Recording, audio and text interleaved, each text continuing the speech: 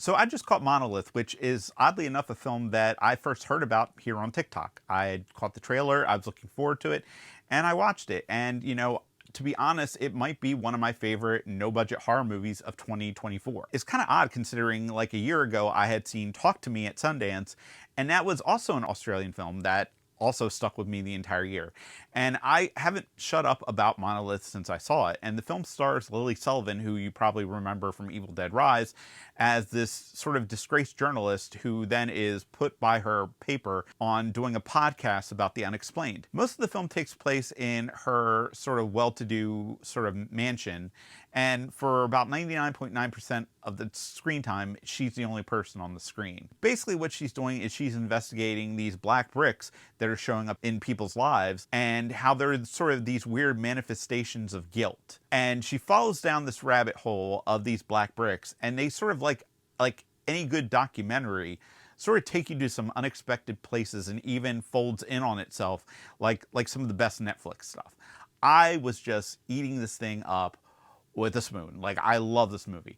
Like, it's got everything I love in it. It's got, rabbit holes. It's got unexplained phenomena. Lily Sullivan manages to keep your attention this entire film, sort of following up with these people as she's slowly fed information about these bricks from these mysterious sources. And eventually it kind of, like I said, it folds in on itself.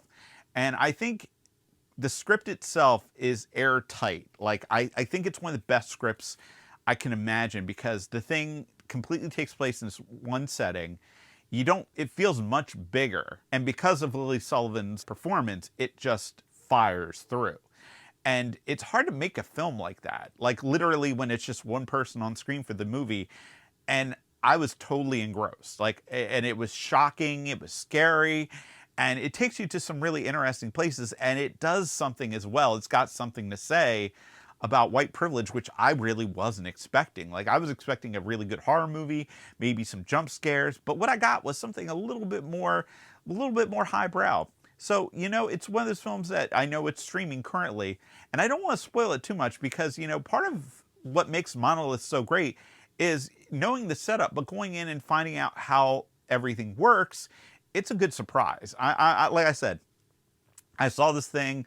Actually, I was lucky enough to see it a couple weeks ago for review, which my review's out as well in Synapse.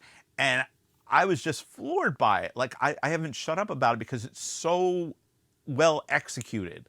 Like, right when you think that it can't get better, it just does this thing where it pulls the rug out under you, and it's so good.